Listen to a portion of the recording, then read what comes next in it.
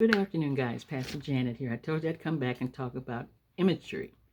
Okay, a lot of people have asked me lately, why do authors use imagery? So I'm going to read what the explanation is. Authors use imagery to engage the reader's senses, making their writings more vivid and memorable by creating a mental picture or sensory experience for the reader. So now, there are 5 types of imagery. I've been rushed today, so excuse if I seem a little breathless because I was rushing doing something. Okay, there's 5 types of imagery in writing. We talked about the visual, what you see. We talked about the audio, what you hear. Now we're going to talk about tactical, olfactory, and gustatory. Now these you have to pronounce yourself because I want to make sure I was pronouncing them right. I looked up and it says, just say it how it sounds. Okay, now the first one we're going to talk about is tactical, touch. Okay, now when you want the reader to experience something, you want to bring to memory maybe something they've experienced before. Like if you said the tree bark was so rough that it cut her hands when she touched it. Okay, if you've ever been rubbed a tree, you know how rough it is. So you want the reader to experience that too. Probably somewhere in life they touched something that was rough. They can relate. Maybe it wasn't a tree, but they can relate to how it felt to them. That is tactical, touch. Then there's olfactory, which is smell. Now you want to make them be able to smell with their senses. Like this one here. After eating the curry, his breath reeked of garlic. Now you know how you eat spaghetti with a lot of garlic. So if maybe you haven't had, curry, but you've eaten something that left a very distinct taste in your mouth and a flavor, and people could smell that. They said, "Were you eating spaghetti? Were you eating Chinese food? Japanese food, Asian food?" So that's this one, olfactory, which is smell. So you're using tactical, touch, olfactory, smell, and then taste. I like taste. The taste of the. Okay, think of it this way. Think of something that you haven't had in years, but if somebody says it, you would know exactly how it tastes. Like if you said the baked potato smothered in butter, just melted in her mouth, just thinking about it. Now everybody's had potato with butter, so you can relate to that, how good it tastes, the butter melting, the potatoes just everything just melted in your mouth. So that's taste. So you want your reader to be able to taste something, smell something, or feel something. And that's what that is. Those are the 5 sensories: visual, auditory, tactical, olfactory, and gustatory. Now, like I said, visual, sight; audio, you want them to hear sounds; tactical, you want them to be able to touch something that they can get familiar with. So if the person that says it in the story, they have a familiar reference that maybe they've done that before, so they know how that feels. You want them to be able to experience what the reader is feeling. And then gustatory, that's taste. Every time I see an apple pie, I think about my grandmother. If I go to a place and have an apple pie, I think about, even before I taste it, it's like I can remember how my grandmother made her apple pies, and it tasted so good. Take off my glasses. So it tasted so good. So you want your reader to be able to experience all those: visual, audio, tactical, olfactory, and gustatory. You want them to be able to see, touch, feel, and taste. So that's why we use that. And you don't really think about it, when you're writing. At least I don't. If I'm writing something, that reminds me of something, I'll tell my husband sometime afterwards. I said, that brought back so many memories of my grandmother or of my mother. And that's what you want for the reader to say when he reads the book. And say, "Oh, I could just feel exactly what she was talking about when she talked about the apple pie, or when she touched that bark on the tree and it scratched her hand, or the smell of the garlic that reeked from his mouth." You want your reader to be able to experience all that.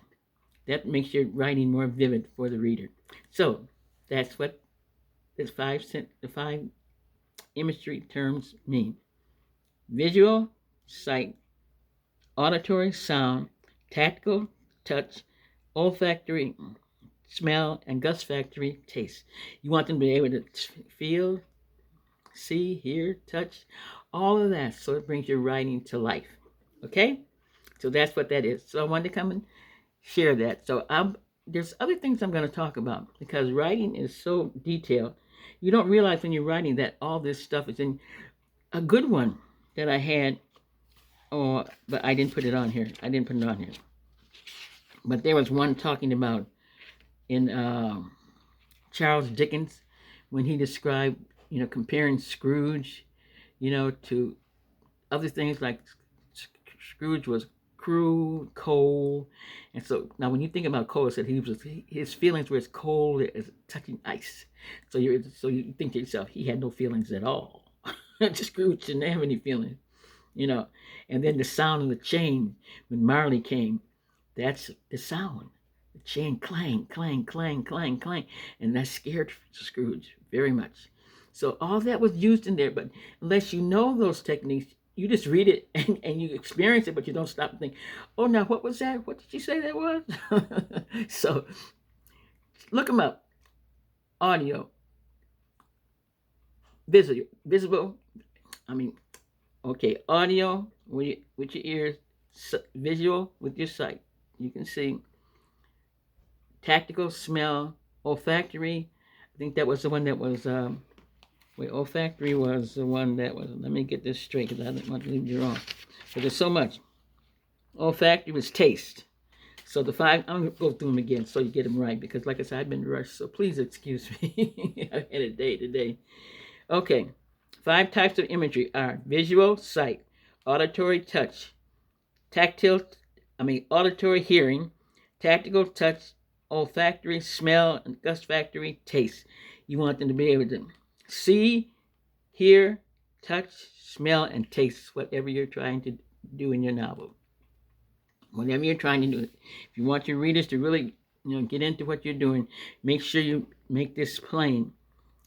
What your character is doing, if he's touching something, or if he's smelling something, or if he's hearing something, like Scrooge heard the jangling of the chains of Marley coming, and so that that frightened him. And you can visualize, oh, how would I feel if a ghost came? The chains are rattling. You can almost hear it right along with Scrooge. That's what the author wants you to do. He wants you to experience it at the same time that the characters experience it. So he draws you in. So you're right there, and it's just like I said, oh, what's going to happen next? And you're right with the character.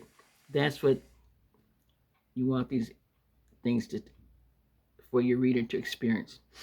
Those are imagery. It's all called imagery. So that's what all that is. You can look it up on the internet, web, or wherever, dictionary. It'll tell you the same thing. Visual, sight, auditory, sound. Incoming call, pick up the phone. Incoming call, pick up the phone. Incoming call, pick up the phone. Taste. Excuse that. This is hooked onto my phone too, so you heard that. Incoming call. They'll wait. I'll get to them. I've been busy, like I said. I've been running today, a lot of things, and I just enjoy writing. I enjoy talking to you because I wish somebody had explained a lot of that stuff to me. When the teacher would say, "Okay, show me some visual," I'd think to myself, okay, I know it has something to do with what you see, but what does she mean exactly? Because you got to go into this stuff. Explain. Visual is your sight. Auditory is what you hear. And tactical is touch. Olfactory, smell. And gustatory is taste. You want your reader to be able to see, feel, taste, smell, see, hear. Whatever it is that you're writing a book about, however you're describing the character or the scene, you use visual imagery. That's what it is. Okay? Okay, guys. I will see you later. I'm going to rest now. I'll be back with more, though. Bye-bye now. Love you guys.